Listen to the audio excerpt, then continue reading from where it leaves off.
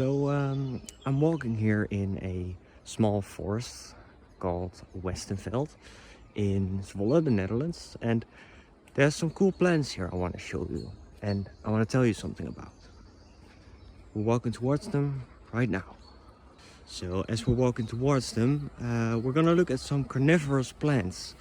Two species of them, different families, which is quite rare for Netherlands. There's not a lot of carnivorous plants around here. And on this tiny little spot of land we can find two species, which is pretty cool.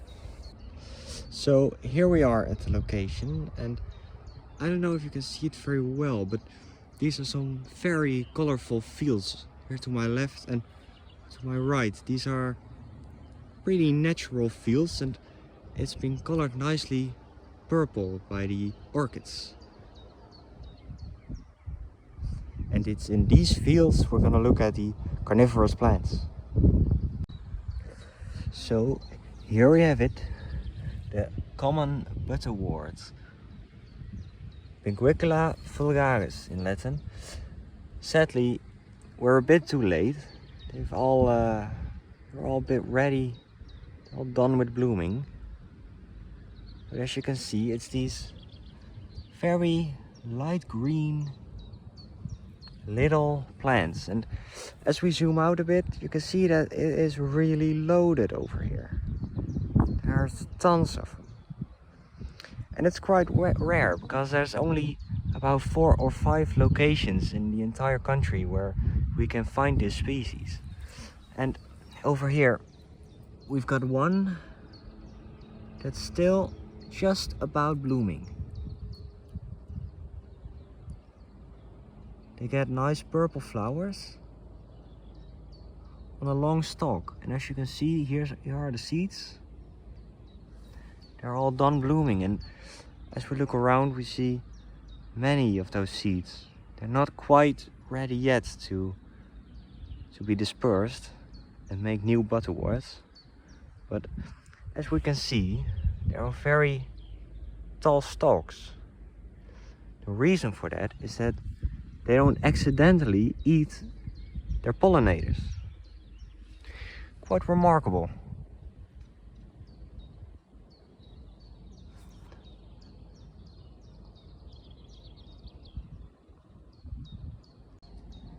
So, as I told before, these are carnivorous plants, and if we zoom in on the leaves, you can see those tiny dots. And that's how it attracts little flies, and it really are the tiniest flies that it eats, because they really are quite tiny plants. So it can't catch very large insects. But well, the very tiny ones, they get stuck on the leaves and they get just eaten alive. Well, you can't really say eat them, it's more like digesting. The little insects that land on those leaves, they just get broken down right on there because of the juices that the plant puts on those leaves, and it can then take those nutrients that were in those flies, in those little insects. It can take them and use them for growth. And if you would feel them, they feel kind of oily. You really feel that there's something on the leaves.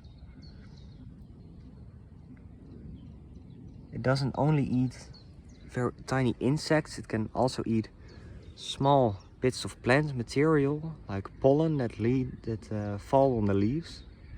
It can also eat those. So once more, all over this little field you can see those bright green dots, and those are all the common butterwort. Very cool species of plant. So there's another one still blooming, just about. You can see the other flowers have already gone to seed, and right next to it, right there, we have the other carnivorous species I was talking about. Drosera rotendifolia, Drosera species. This is a very small one and they live very close next to the butterworts. I'll show you a bit more in a second. So here we've got a lot more of them. It's a field full. It really looks beautiful, the red color. And these guys catch also, like the butterworts, they catch insects, maybe a bit bigger insects.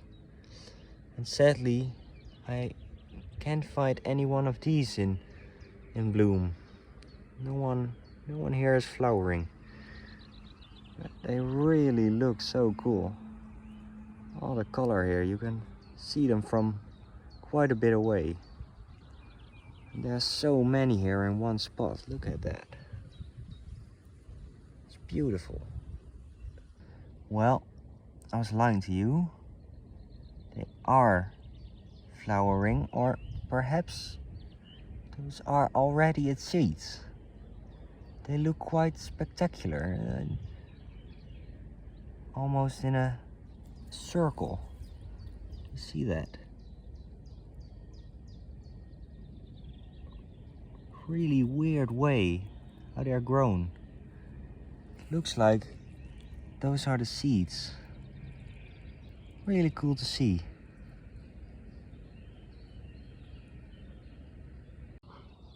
So it turns out these are not the seeds of the Drosera. They're the flowers, which are just about ready to come, to pop off. Here we see a small white flower just about getting out of its shell. So maybe in a week or two this field will be white of the Drosera flowers. Very cool.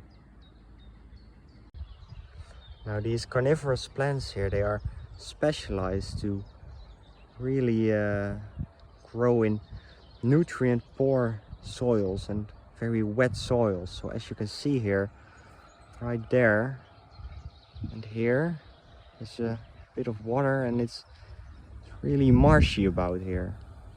So it's really a wet space and apparently very nutrient poor. Otherwise these guys wouldn't be growing here. There would be other plants.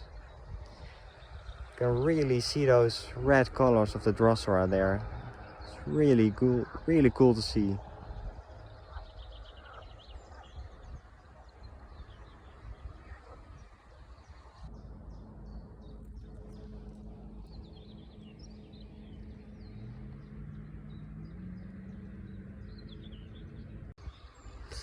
Have a look at the differences in vegetation over here. You see there's way more vegetation and different species over at this side, and over at this side it's way lower. What would have caused that? What difference in the ground, I think, would cause this difference in vegetation? Very interesting. So we're on the other side of the field. We were just about over there. Look how much higher the orchids are over here. Would that indicate more nutrients in the soil here? Do they get more sun? What's the reason for that? There really are loads of them. It's so cool. So over on this side of the field we can see way more sphagnum moss, and with it lots of Drosera. So they really like the sphagnum. Well, the butterwort is way more rare here, so maybe they like it a bit drier, as the sphagnum holds down moisture.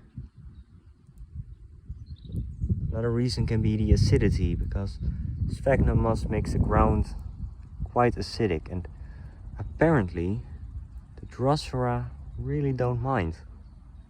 Now the last species I want to show you is this one right here. Pedicularis palustris.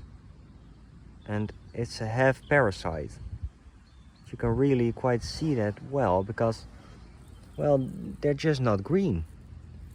The leaves, they are quite red, purplish.